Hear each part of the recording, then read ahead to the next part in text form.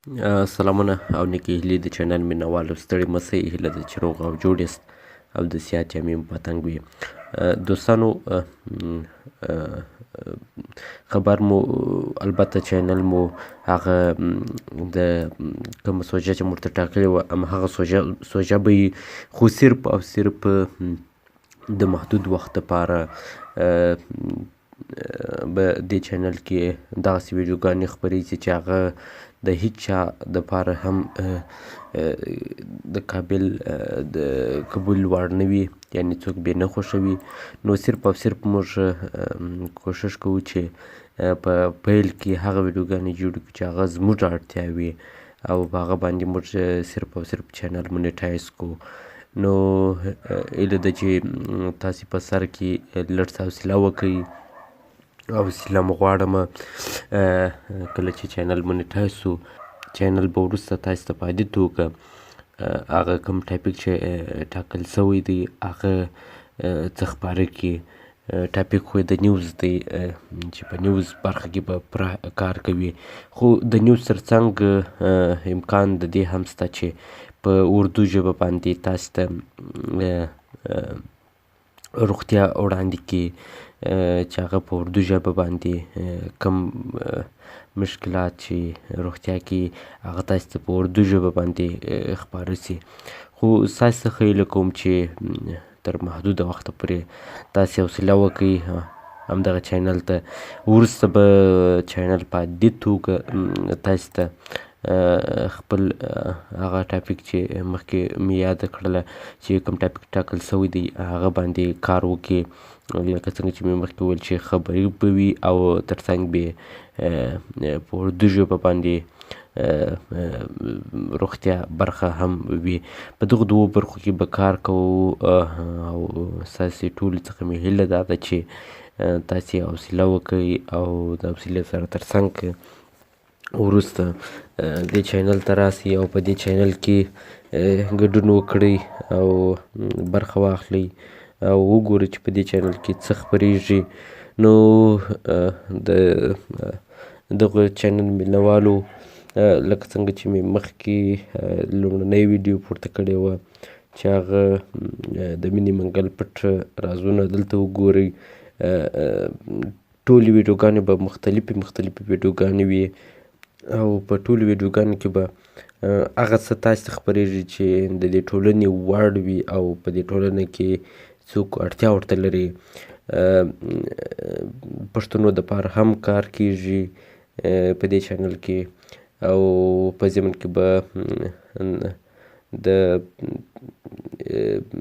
اردو ته هم کار کیږي، یعنې په اردو باندې به د روغتیا زده کړې وي، روغتیا دپاره به کار کیږي. که چیرته تاسې چیرې په پښتو باندې د روغتیا غوښتنه کوله هغه ویډیوګانې به بیا موږ پښتو ته هم ژباړو، خو زه فکر کوم چې په پښتو کې به څوک روغتیا ته دومره اولویت ورنه کړي لکه خبري برخې ته چې ورکوي. نو ټاپک مو داسې ټاکلی دی چې موږ په سر کې دغسې ویډیوګانې البته خپروو چې هغه کیدلی شي چې هیڅوک یې هم ونه ګوري، خو صرف او صرف په دې کې دغه چینل خپله پالیسي لري، پالیسي یې محدوده ده او وروسته له هغه به چینل په عادي توګه ویډیوګانې ورته جوړیږي او بیا به ورته اپلوډیږي چې هغه به مختلفې ویډیوګانې. نو ستاسې څخه مې هیله دا ده چې تر محدوده وخته پورې همدغه چینل ته حوصله وکړئ او وروسته دې چینل کې ګډون وکړئ او دا چینل سره تعقیب کړئ. انشاءالله په دې چینل کې به تاسې په مختلفو شیانو باندې پوه شئ.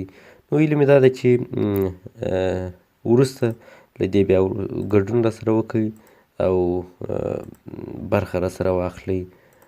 نو ستاسې د همکارۍ په هیله باندې موږ په سر کې خپله پالیسي لرو او د پالیسي وروسته به تاسې ته هغه څه خپاره کړو چې په ټولنه کې پیښیږي.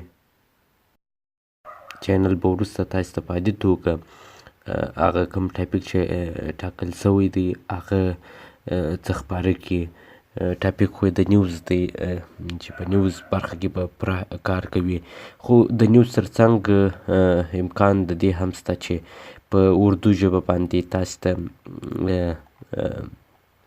روغتیا وړاندې کړي چې هغه په اردو ژبه باندې کوم مشکلات چې روغتیا کې هغه تاسو ته په اردو ژبه باندې خپاره سي.